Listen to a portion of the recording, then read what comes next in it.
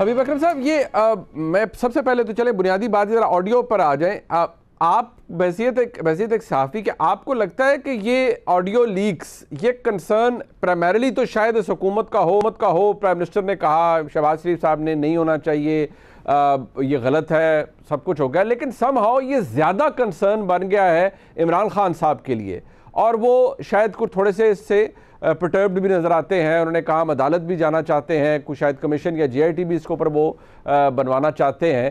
آپ کو لگتا ہے کہ آپ بھی یہی سمجھیں گے کہ امیڈیٹ امپیکٹ کچھ نہیں ہے؟ عمران خان صاحب کا ووٹر اس وقت اتنا گلوڈ ہے یا اتنا گیئرڈ اپ ہے کہ اس کو ان آڈیو لیک سے کوئی فرق نہیں پڑتا؟ دیکھیے، جہاں تک آڈیو لیکس کا معاملہ ہے تو اس نے ایک دن کے نیوز سائیکل میں یا 2 دن کے نیوز سائیکل میں اس کی تشریحات نے شاید تھوڑا سا رنگ جمایا ہو، لیکن اس کے بعد آپ دیکھیں کہ وہ سٹوری کہاں چلی گئی اور وہ سٹوری نے رنگ کون سا اختیار کر لیا. مسلم لیگ نون کے دور میں، وہ دور حکومت میں وہ چیزیں سامنے آ رہی ہیں، یعنی اسی دوران کہیں ڈیٹا ہیک ہوا ہے یا اس کے اندر کوئی نقب لگائی گئی ہے یا کچھ اور ہوا ہے. جب وہ سامنے آئی تو اس کے باوجود بھی عمران خان کی جو مقبولیت کو، اگر وہ چند دن کا کوئی عارضی ڈیمیج تھا تو اس کی پیمائش تو میرے پاس نہیں ہے. لیکن میں بھی ریسنٹلی مختلف جگہوں پہ جہاں وہ الیکشن لڑ رہے ہیں میں وہاں گیا تھا، تو ایک کی مثال آپ کو دے سکتا ہوں کہ ننکانہ صاحب میں تو میں نے دیکھا کہ لوگ اور بالخصوص نوجوان وہ اس طرح کی کسی چیز پہ بلیو کرنے کے لیے تیار نہیں ہیں، بلکہ وہ تو یہ بھی سمجھتے ہیں کہ کچھ لوگ تو یہ بھی سمجھتے ہیں کہ ڈیپ فیک ہے، یا کچھ لوگ سمجھتے ہیں کہ طور پر پھنسانے کے لیے کچھ اس طرح کی کوشش کی جا رہی ہے. تو عمران خان کا جو بنیادی نیریٹو ہے وہ اس طرح، یعنی وہ کوئی آڈیو لیکس کا یا محتاج نہیں ہے، آڈیو لیکس اس کو ڈیمیج نہیں ہوتا. دوسری بات یہ ہے کہ لوگ یہ بھی سمجھتے ہیں کہ اگر کسی شخص کی حکومت گرائی جا رہی ہو اور اس کے ہاتھ میں ایسا کوئی مراسلہ ہو جس میں اس کی حکومت کے گرنے کا یا گرانے کی کوئی شرط رکھی گئی ہو، وہ پھر کوئی احمق ہی ہوگا جو اس کو استعمال نہیں کرے گا. اچھا. اور ڈیٹیل سے اس کو سوچے گا نہیں کہ میں نے اس کے اوپر کس طرح اپنے بیانیے کو لے کے چلنا ہے. مطلب اگر آپ سوچیں، ہم سارے صحافی ہیں، ہم یہاں پہ بیٹھے ہوتے، چند دن بعد یہ خط آ جاتا، عمران خان صاحب خاموش ہوتے اور چند دن بعد ہم میں سے کسی کے ہاتھ یہ خط لگ جاتا، میڈیا کی زینت بن جاتا، تو اس کے بعد کیا ہوتا؟ کیا اس کے بعد موجودہ حکومت کو اپنے جواز کے لیے بہت کچھ ثابت نہ کرنا پڑتا؟ دیکھیے، اس خط سائفر کا اور عمران خان کی حکومت کے جانے کے جو روابط ہیں وہ اسٹیبلش ہوں یا نہ ہوں، یہ کوئی دھاگے ادھر سے ادھر جاتے ہیں یا ہوں یا نہ ہوں،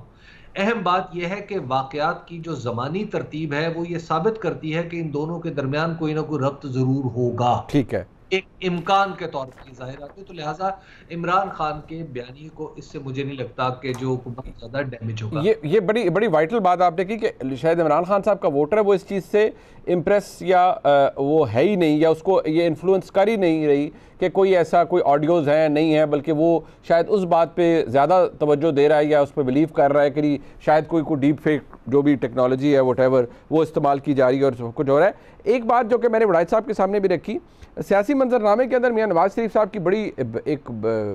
نوٹیبل انٹری ہے. وہ واپس آئے، انہوں نے واپس مطلب آپ تمام ٹیلی ویژن سکرینز پر دکھائے گئے اپنی صاحبزادی مریم نواز کے ساتھ، اور انہوں نے ایڈریس کیا، بہت سی باتیں کی. ابھی وڑائچ صاحب نے بھی ایک بڑی اہم بات کی کہ میاں نواز شریف صاحب کے معاملات درست ہو چکے ہیں، بہت حد تک یا درست ہو گئے ہیں.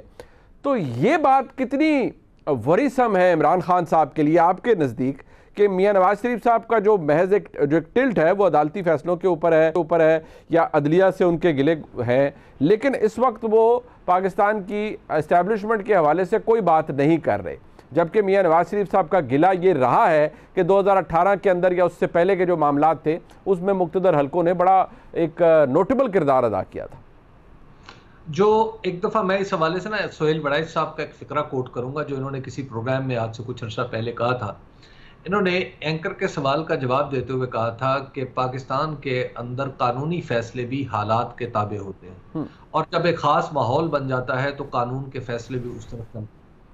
اور اسی طرح کچھ معاملہ اقتدار کا بھی ہے. پاکستان میں اقتدار کے لیے 2 عناصر کا ہونا بہت ضروری ہے. ایک تو یہ کہ پبلک سپورٹ ہو، اور دوسرا یہ ہے کہ پاورز ٹو بی کے ساتھ آپ کے معاملات ٹھیک ہوں. اب یہاں پر عمران خان کو دیکھیں تو ان کے پاس ایک پارٹ ہے پبلک سپورٹ کا، اور دوسرا جو حصہ ہے جو اس گاڑی کا دوسرا پہیہ جو اس کے چلنے کے لیے ضروری ہے وہ کہیں ہمیں مسنگ لنک کی صورت میں نظر آ رہا ہے، اور ہو سکتا ہے امکان یہ ہے، جیسے پی ٹی آئی کے اندر امکان یہ ہے کہ شاید اس موسم خزاں کے آغاز کے بعد ان کے لیے حالات کچھ بہتر ہو جائیں گے، ان کے ہاں بہار آ جائے گی۔ یہاں پر دوسرا معاملہ ہے نواز شریف صاحب کا۔ نواز شریف صاحب یہ جیسے بھی سہیل بھائی نے کہا کہ بنیادی طور پہ تو سارے سیاست اپنے اپنے تضادات کے اسیر ہی ہیں، یہ اپنی تاریخ وہاں اپنی کامیابی سے تاریخ کا آغاز کرتے ہیں اور اپنی ناکامی کو ظلم بربریت اور نہ جانے کیا کچھ کہہ دیتے ہیں۔ تو اب یہی ٹیکنیک جو بہت دفعہ چل چکی ہے، بہت دفعہ استعمال ہو چکی ہے، وہی ٹیکنیک ایک بار پھر نواز شریف صاحب استعمال کرتے ہوئے نظر آ رہے ہیں، اور یہ بڑی آزمودہ ٹیکنیک ہے پاکستان کی تاریخ میں۔ جب آپ کے معاملات اس ریئل پاورز کے ساتھ طے ہو چکے ہوں تو قانونی معاملات آپ کے آڑے آتے نہیں ہیں۔ تو یہ آبزرویشن بالکل درست ہے کہ نواز شریف صاحب کے معاملات بڑی حد تک ٹھیک ہو چکے ہیں، لیکن کیا یہ خزاں میں بھی ٹھیک رہتے ہیں؟ اس کے اوپر ایک سوالیہ نشان ہے۔ میرا خیال ہے کہ اس خزاں کو دیکھ کے ہی نواز شریف صاحب اپنی آمد کو بہار کی صورت اعلان کریں۔ رانا تنویر صاحب نے ویسے کہا کہ میاں نواز شریف صاحب نومبر میں واپس تشریف لا رہے ہیں، پتہ نہیں یہ بات درست ہے یا نہیں، رانا صاحب نے فرما دی